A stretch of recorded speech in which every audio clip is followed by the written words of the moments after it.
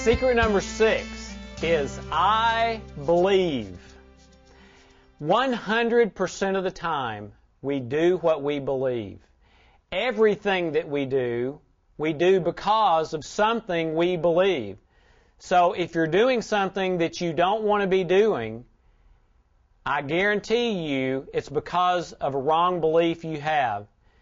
If you're not doing something that you do want to be doing, it's because of a wrong belief or the lack of a healthy belief that you need in your life, which would correspond to the memory maker protocol that we've already talked about.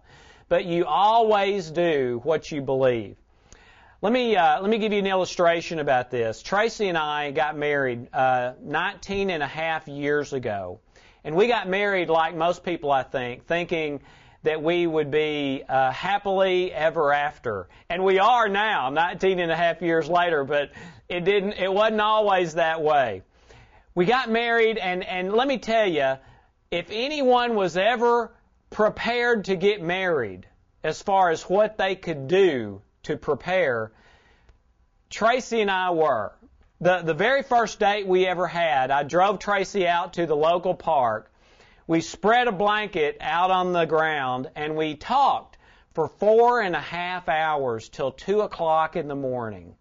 We talked about our past, our present, our future, our hopes, our dreams, our fears, children, how many children, picket fence, what color picket fence, what kind of house, what part of everything. And we did that for the entire time we dated and were engaged. We did premarital counseling voluntarily. We would read books together. She would read it and I would read it. We would each make notes, and then we would get together for a date and go over our notes about the book, just trying to get to know each other better. We did everything I could think of to prepare to get married, because I saw so many other people who were either getting divorced or they were struggling so much, or they weren't getting divorced but they weren't happy. And I was absolutely determined that I didn't want that to happen to me and Trace. So that's what we did, and we were ready. And when we said I do, we just knew we were going to sail right through, and it was going to be blue skies for the rest of our lives. Less than a year later, both of us wanted a divorce. How can that be? It seems unimaginable. It can be very easily, and let me tell you how. I had a buggy full of garbage that I pushed down the aisle, and Tracy had a buggy full of garbage that she pushed down the aisle, and our garbage did not match. Our garbage did not go together.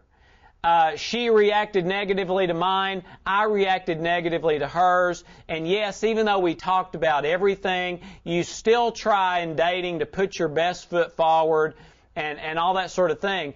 But the reason that it happened for both of us is because of what we believed, because we had beliefs inside of us that caused me to try to hold Tracy to a certain standard, and for her to try and hold me to a certain standard.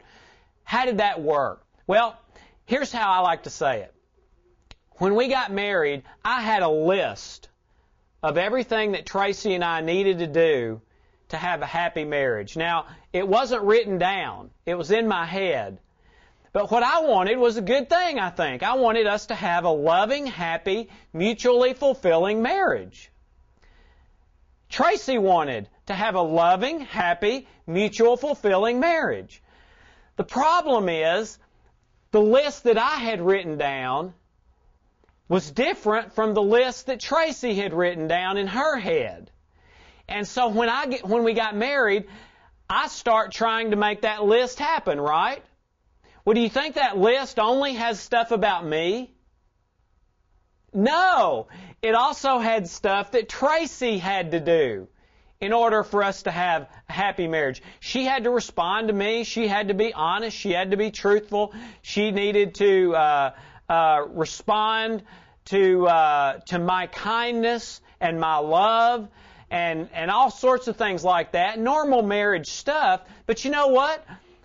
All of that stuff Tracy didn't agree to. There were some things on there that were not on her list, so she disagreed with those. So she didn't do that naturally. Well, when she didn't do that, guess what? It threatened my goal. My goal was to have a happy marriage, right? Well, when she didn't do something that was on my list to have a happy marriage, it threatened that. Well, when it threatened it, guess what? I tried to make it happen. That's called manipulation. And I wasn't always even aware that I was doing it, but I was. Well, how do you think Tracy felt? She would get angry because I was trying to hold her to something that she had never agreed to, right? Well, all of this stuff was all intertwined with our unconscious beliefs, all this stuff that we've been talking about, okay? And it ends up with anger and bitterness and resentment and almost, in that case, divorce. It can also end up in health problems or many other things. But that's what happened with Tracy and I. And so for us to be healed and to have the happy marriage that we have now, we had to heal those memories. And with the healing codes, we've been able to do that. And we've finally gotten to that place a few years ago in our life that is the happily ever after that we had always dreamed of. Let me talk about another aspect of this belief system. I've already shared how we have two belief systems. One is a stimulus-response belief system. The other one is a rational, logical belief system, but it's built on top of the stimulus-response one. And that'll be important in just a second. But one aspect of this belief system is that it is a protective programming belief system. What does that mean? Okay, in the last secret, we were talking about that antivirus program that we have built in. What that antivirus program does, literally, it protects those trauma memories, those pre-language memories. It protects those destructive memories literally from being healed. So the illustration that you're watching on your screen right now of the iceberg and the memories in the iceberg, and remember the dark ones represent the destructive memories. It's like they literally have a wall around those memories. They are protected by the unconscious mind from being healed. Why in the world would the unconscious mind do that? If that's what kicks in the stress response, which makes us sick, why would it protect those? That's a great question, and let me answer it. Here's why. Because that trauma memory represents a threat to me in that stimulus response belief system. The number one job of my unconscious mind is to protect me. Have you heard of the survival instinct? It's so that I will survive. It protects those trauma memories to help me survive. And here's how it works. George is out in the thunderstorm. It seems like a life-threatening situation to him. It's that much of a trauma.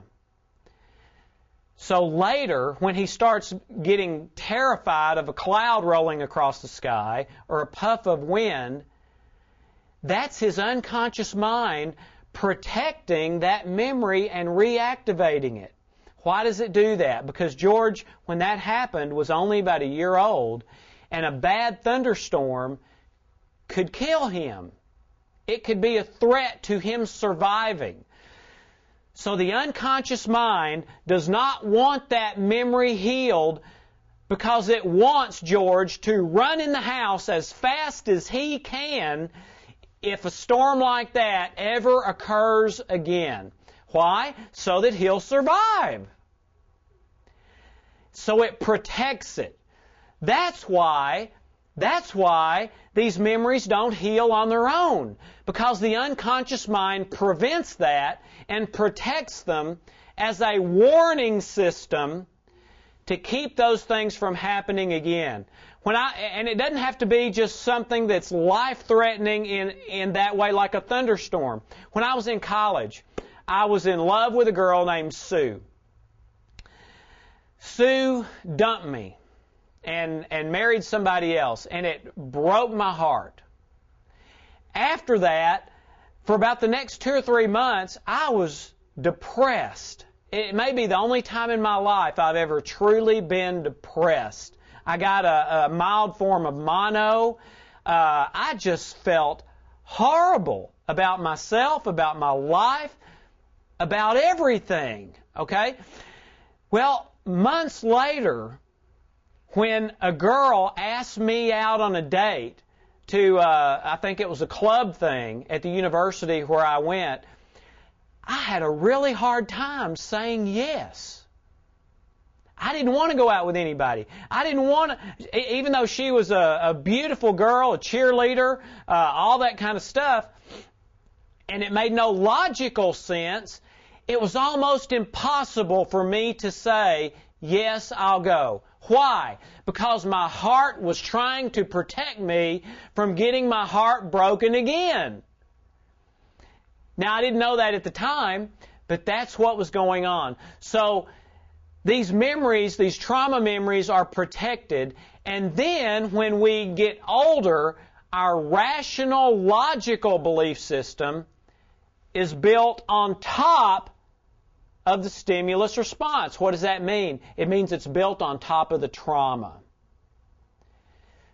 So when something happens in my life, that trauma is going to be reactivated, and it's going to make no logical sense to me. And in the next secret, we'll talk about exactly how that works and how we can change it with the healing codes. But secret number 6, I believe. We always do what we believe. But the great news is now we can change those limiting, destructive beliefs with the healing codes in a very, very simple way. It's as easy as 1, 2, 3.